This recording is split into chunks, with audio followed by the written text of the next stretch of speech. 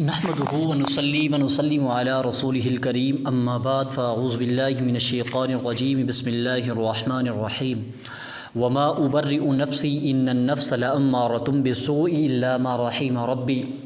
12ویں پارے سے حضرت یوسف علیہ السلام کا قصہ چلتا آ رہا ہے، یہاں سے بھی انہی کا ذکر ہے۔ جب عورتوں کی طرف سے حضرت یوسف علیہ السلام کی بے گناہی اور پاک دامنی ثابت ہو گئی تو اس موقع پر انتہائی تواضع اور عاجزی کا مظاہرہ کرتے ہوئے فرمایا کہ میں اپنے نفس کو بھی بری نہیں بتاتا، کیونکہ نفس ہر انسان کو گناہ کا حکم دیتا ہے۔ یہ صرف میرے رب کی رحمت ہے جس کی وجہ سے میں برائی سے محفوظ رہا۔ اللہ اکبر۔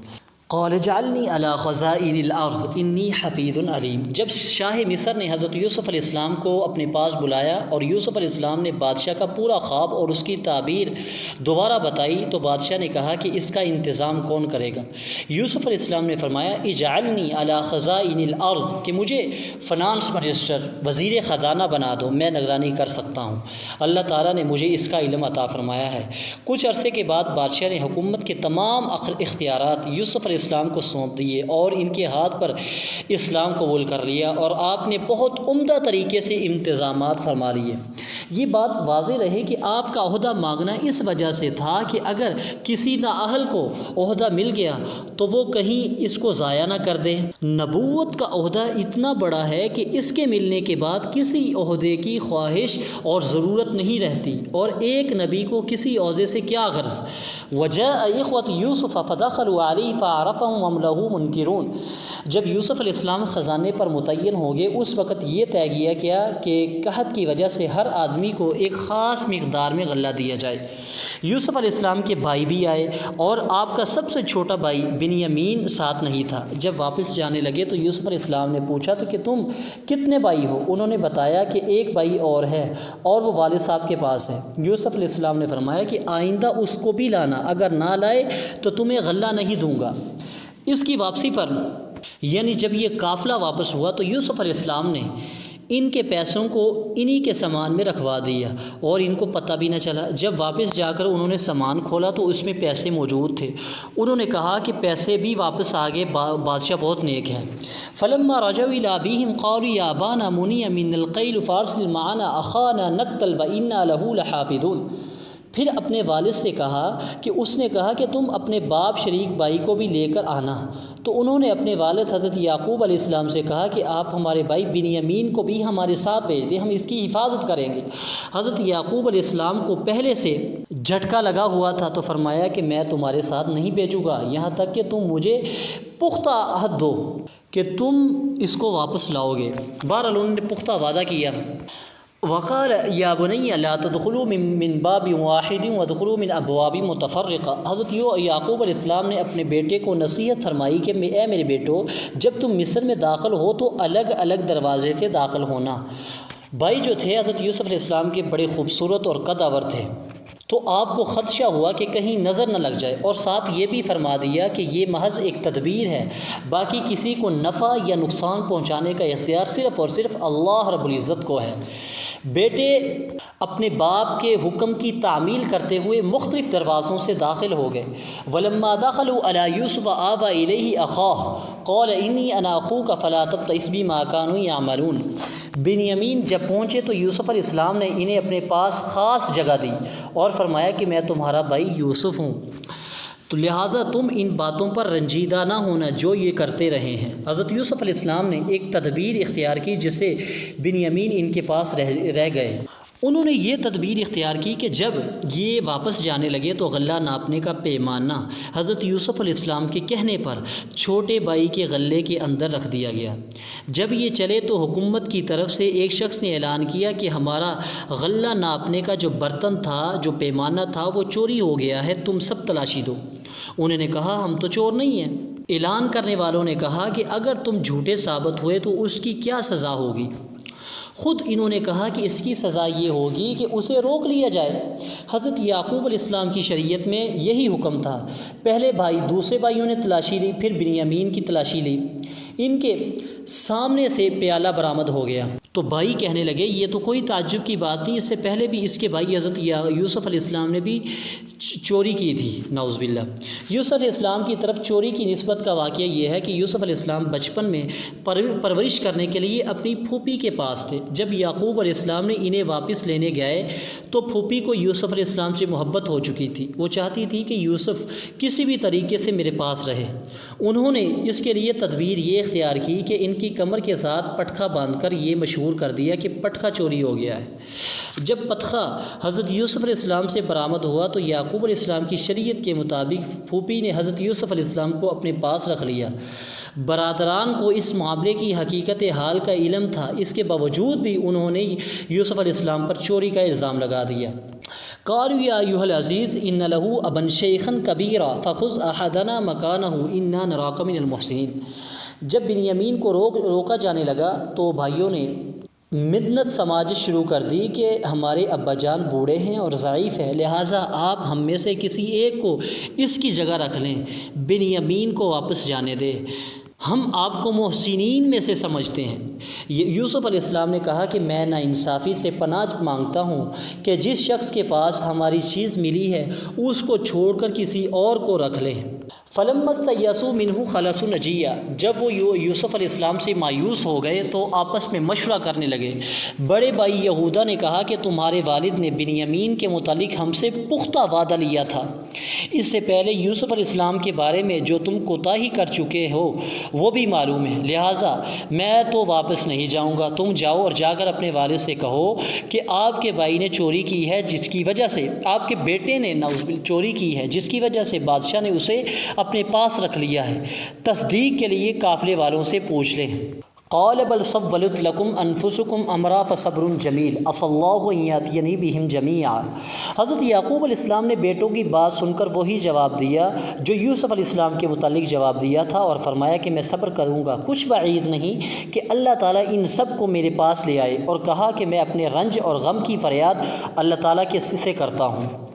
فلما دخلوا علیہ قالوا یا ایھا العزیز مسنا واہلنا الضر وجئنا ببضاعۃ مزجاۃ فاوف لنا الکیل وتصدق علینا۔ جب بھائی واپس یوسف علیہ السلام کے پاس پہنچے تو کہا کہ ہمارے گھر والوں پر سخت مصیبت آ پڑی ہے اور ہم معمولی سی رقم لے کر آئے ہیں، اور آپ ہمیں غلہ پورا دے دیں اور مہربانی کا معاملہ فرمائیں۔ اب یوسف علیہ السلام نے پوچھا کہ قال هل علمتم ما فعلتم بیوسف واخیہ، کہ تمہیں معلوم ہے تم نے یوسف اور اس کے بھائی بنیامین کے ساتھ کیا معاملہ کیا تھا؟ یوسف علیہ السلام کے واقعے کو 40 سال گزر چکے تھے، تو بھائیوں نے سوچا کہ بادشاہ کو یوسف کے بارے میں کیسے علم ہو گیا؟ تو بھائی کہنے لگے قالوا اِنَّكَ لَأَنْتَ یوسف، کیا آپ یوسف ہیں؟ تو یوسف علیہ السلام نے کہا قال انا یوسف، ہاں میں یوسف ہوں، وَهَذَا اخی، اور یہ میرا بھائی بنیامین ہے۔ اس بار حضرت یوسف علیہ السلام نے ساری حقیقت حال بیان فرما دی۔ بھائیوں نے اپنی غلطی کا اعتراف کیا اور یوسف علیہ السلام نے فرمایا لا تثریب علیکم اليوم، آج کے دن تم پر کوئی ملامت نہیں۔ اذهبوا بقمیصی ھذا فالقوه علی وجہی ابی یأتی بصیرا واہتونی باہلکم اجمعین۔ حضرت یوسف علیہ السلام نے اپنے بھائیوں کو اپنی قمیص دی کہ اسے والد محترم کے چہرے پر ڈال دینا، اس سے ان کی بینائی واپس آ جائے گی، اور والدین سمیت پورے خاندان کو مصر لے آنا۔ قافلہ ابھی شہر سے نکلا ہی تھا کہ ادھر یعقوب علیہ السلام اپنے پاس بیٹھے ہوئے لوگوں سے کہا کہ میں انی لاجد ریح یوسف، کہ میں یوسف علیہ السلام کی خوشبو محسوس کر رہا ہوں۔ جب برادران پہنچے اور قمیض چہرے پر ڈالی تو بینائی واپس آ گئی۔ پھر یوسف علیہ السلام نے اپنے بھائیوں نے سارا قصہ سنایا۔ یوسف علیہ السلام ملک مصر کے بادشاہ کے عہدے پر فائز ہو چکے ہیں۔ فلما دخلوا علی یوسف آوی الیہ ابویہ، حضرت یعقوب علیہ السلام کی قیادت میں پورا خاندان کنعان سے مصر کی طرف روانہ ہوا۔ جب وہاں پہنچے تو یوسف علیہ السلام ان کے استقبال کے لیے شہر مصر سے باہر تشریف لائے۔ والدین سے ملاقات ہوئی، ان کا ایک خاص اکرام کیا اور انہیں اپنے تخت پر بٹھایا، اور وہ سب کے ان کے سامنے سجدے میں گر پڑے۔ حضرت یعقوب علیہ السلام نے فرمایا ابا جان، یہ میرے خواب کی تعبیر ہے جسے رب تعالیٰ نے سچ کر دکھایا۔ یہ سجدہ یا تو اللہ تعالیٰ کا شکر بجا لانے کے لیے تھا کہ یوسف علیہ السلام مل گئے، یا سجدہ تعظیمی تھا جو حضرت یوسف علیہ السلام کی شریعت میں جائز تھا۔ ذالک من انباء الغیب نوحیہ الیک وما کنت لدیہم اذ اجمعوا امرہم وہم یمکرون۔ شروع صورت میں یہ بات بیان کی جا چکی ہے کہ یہود نے آزمائش کے لیے نبی اکرم صلی اللہ علیہ وسلم سے یہ سوال کیا تھا کہ اگر آپ سچے نبی ہیں تو ہمیں یہ بتا دیں کہ آل یعقوب کنعان سے مصر کیسے منتقل ہوئے۔ تو اللہ تعالیٰ نے ان کے جواب کے لیے پوری صورت نازل فرما دی، جس میں آل یعقوب کا تفصیلی سے پورا واقعہ آپ صلی اللہ علیہ وسلم کو بتا دیا گیا، اور یہ آپ صلی اللہ علیہ وسلم کا معجزہ اور آپ صلی اللہ علیہ وسلم کی نبوت پر دلیل ہے، جو آپ نے کسی سے پڑھا بھی نہیں پھر بھی وہ واقعہ ٹھیک ٹھیک بیان فرما دیا۔ لقد كان في قصصهم عبرة لأولي الألباب ما كان حديثا يفترى ولكن تصديق الذي بين يديه۔ سورہ یوسف کے آخر میں اللہ تعالیٰ فرماتے ہیں کہ یوسف اور ان جیسے دیگر واقعات اور قصوں میں عقل مندوں کے لیے عبرت اور نصیحت ہے۔ یوسف علیہ السلام کا قصہ کوئی افسانہ یا گڑی ہوئی بات نہیں بلکہ تصدیق ہے سابقہ کتابوں یعنی تورات، انجیل اور قرآن کریم کی، جن میں حضرت یوسف علیہ السلام کا قصہ موجود ہے۔ سورہ رعد ترتیب کے اعتبار سے سورہ رعد کا 13واں نمبر ہے اور نزول کے اعتبار سے سورہ رعد کا 96واں نمبر ہے۔ سورہ رعد مکی صورت ہے اور اس میں 43 آیات اور 6 رکوع ہیں۔ اس صورت کی آیت نمبر 13 میں رعد فرشتے کا ذکر ہے، اسی مناسبت سے اس صورت کا نام سورہ رعد رکھا گیا۔ اس صورت میں کائنات کی بہت ساری نشانیاں ذکر کی گئی ہیں، ان میں سے ایک نشانی بادلوں کی گرج چمک بھی ہے۔ اس صورت میں اللہ رب العزت نے اسلام کے بنیادی عقائد توحید، رسالت اور قیامت کو بیان کیا ہے اور ان پر ہونے والے اعتراضات کے جوابات بھی دیے ہیں۔ الف لام میم را تلک آیات الکتاب والذی انزل الیک من ربک الحق۔ اس آیت میں قرآن کریم کے کلام حق ہونے کو بیان کیا جا رہا ہے۔ الکتاب سے مراد قرآن کریم ہے اور الذی انزل الیک من ربک الحق سے قرآن کریم بھی مراد ہو سکتا ہے، اور اسی طرح اس سے حدیث رسول صلی اللہ علیہ وسلم بھی مراد ہو سکتے ہیں، جو کہ وحی غیر مطلوع ہے۔ جس طرح قرآن کریم وحی الہی اور برحق ہے، اسی طرح حدیث بھی وحی الہی اور برحق ہیں۔ تو جیسے قرآن کریم حجت ہے، اسی طرح حدیث بھی حجت ہے۔ قرآن کریم کے الفاظ اور معنی دونوں اللہ تعالیٰ کی طرف سے ہوتے ہیں، جبکہ حدیث کے معنی تو اللہ تعالیٰ کی طرف سے ہوتے ہیں اور الفاظ نبی اکرم صلی اللہ علیہ وسلم کی طرف سے ہوتے ہیں۔ اللہ الذی رفع السماوات بغیر عمد ترونها ثم استوى على العرش وسخر الشمس والقمر كل يجري لأجل مسمى يدبر الأمر يفصل الآيات لعلكم بلقاء ربكم توقنون۔ یہاں سے اللہ رب العزت کی قدرت کاملہ کی بڑی بڑی نشانیاں، آسمان، سورج اور چاند، ان کو بیان کیا جا رہا ہے کہ اللہ تعالیٰ نے اتنے بڑے آسمان کو بغیر ستونوں کے کھڑا کیا، جو کہ رب تعالیٰ کی قدرت پر دلیل ہے۔ سورج اور چاند اپنے مدار میں گردش کر رہے ہیں، ان میں سے ہر ایک مقرر کردہ رفتار سے چل رہا ہے اور نہ اس میں کمی کرتا ہے اور نہ بیشی۔ ان ساری چیزوں کو اللہ رب العزت نے ہماری خدمت پر لگا دیا ہے۔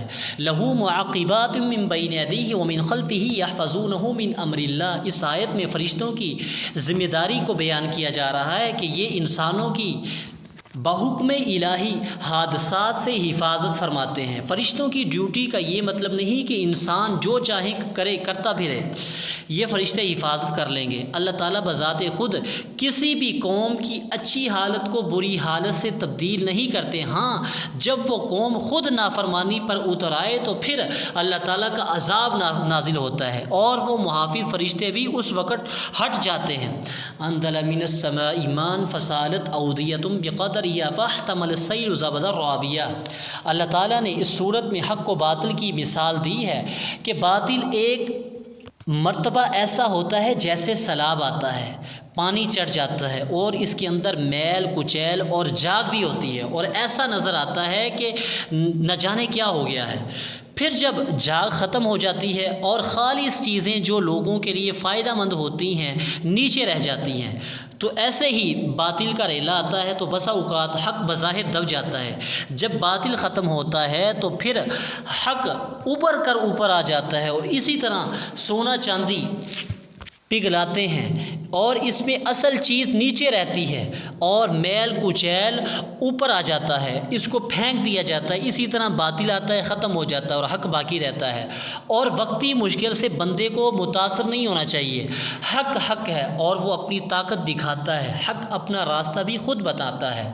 الذین یوفون بعہد اللہ ولا ینقضون المیثاق، یہاں اللہ رب العزت نے متقین کے 8 اوصاف بیان کیے ہیں۔ اللہ تعالیٰ سے کیے ہوئے عہد کو پورا کرتے ہیں۔ نمبر 2، معاہدے کی خلاف ورزی نہیں کرتے۔ جن فرشتوں کو اللہ رب العزت نے جوڑنے کا حکم دیا ہے انہیں جوڑے رکھتے ہیں، اپنے پروردگار سے ڈرتے ہیں، حساب کے برے انجام سے خوف کھاتے ہیں، اللہ تعالیٰ کی رضا کی خاطر صبر سے کام لیتے ہیں، نماز قائم کرتے ہیں، جو ہم نے انہیں رزق عطا فرمایا ہے اس میں خفیہ اور اعلانیہ خرچ کرتے ہیں، بد سلوکی کا دفاع حسن سلوک سے کرتے ہیں۔ وَيَقُولُ الَّذِينَ كَفَرُوا لَوْلَا أُنزِلَ عَلَيْهِ آيَةٌ مِّن رَّبِّهِ قُلْ إِنَّ اللَّهَ يُضِلُّ مَن يَشَاءُ وَيَهْدِي إِلَيْهِ مَنْ أَنَابَ۔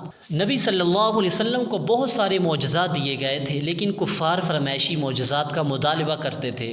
جب ان کا مطالبہ پورا نہ ہوتا تو وہ کہتے کہ محمد صلی اللہ علیہ وسلم کو ان کے پروردگار کی طرف سے کوئی نشانی کیوں نہیں اتاری گئی۔ یہاں اللہ تعالیٰ نے فرمایا کہ ان کے مطالبات ان کی گمراہی کی دلیل ہیں۔ فرمایا کہ اگر ان کے فرمائشی معجزات پورے ہو جاتے تو پھر بھی یہ ایمان نہیں لائیں گے۔ وَيَقُولُ الَّذِينَ كَفَرُوا لَسْتَ مُرْسَلًا قُلْ كَفَىٰ بِاللَّهِ شَهِيدًا بَيْنِي وَبَيْنَكُمْ شَهِيدًا بَيْنِي وَبَيْنَكُمْ وَمَنْ عِندَهُ عِلْمُ الْكِتَابِ۔ سورت کے آخر میں کفار اللہ تعالیٰ کے نبی صلی اللہ علیہ وسلم کو کہتے تھے کہ آپ رسول نہیں ہیں، تو اللہ تعالیٰ نے تسلی دی اس آیت میں کہ آپ ان کی پرواہ نہ کریں، اللہ تعالیٰ بذات خود آپ کی رسالت کے گواہ ہیں اور اہل علم بھی گواہ ہیں۔ آگے سورہ ابراہیم ترتیب کے اعتبار سے 14ویں نمبر پر ہے اور نزول کے اعتبار سے 72 اس کا نمبر ہے، اور سورہ ابراہیم مکی صورت ہے اور اس میں 52 آیات اور 7 رکوع ہیں۔ چونکہ اس صورت میں حضرت ابراہیم علیہ السلام کا قصہ بیان کیا گیا ہے، اس لیے اس صورت کا نام حضرت ابراہیم علیہ السلام کے نام پر رکھا گیا ہے۔ الف لام را کتاب انزلناہ الیک لتخرج الناس من الظلمات الی النور باذن ربہم الی صراط العزیز الحمید۔ سورت کی ابتدا میں قرآن کریم کو نازل کرنے کی حکمت کو بیان کیا گیا ہے کہ آپ صلی اللہ علیہ وسلم لوگوں کو ان کے پروردگار کی حکم سے اندھیروں سے نکال کر روشنی میں لے آئیں، یعنی اس ذات کے راستے کی طرف جس کا اقتدار سب پر غالب ہے۔ وَمَا أَرْسَلْنَا مِن رَّسُولٍ إِلَّا بِلِسَانِ قَوْمِهِ لِيُبَيِّنَ لَهُمْ۔ کفار مکہ کو اعتراض تھا کہ قرآن کریم عربی زبان میں کیوں نازل کیا گیا ہے، کسی اور زبان میں ہوتا تو اس کا معجزہ ہونا بھی ظاہر ہوتا۔ تو اللہ رب العزت نے جواب دیتے ہوئے فرمایا کہ ہم نے جب کسی بھی قوم میں نبی بھیجا تو اس قوم کی زبان دے کر بھیجا تاکہ وہ انہیں ان کی زبان میں بات سمجھا سکے۔ نبی اکرم صلی اللہ علیہ وسلم کی قوم قریش کی زبان عربی تھی، اس لیے قرآن کریم اللہ رب العزت نے عربی زبان میں نازل فرمایا تاکہ ان کے لیے سمجھنا آسان ہو جائے۔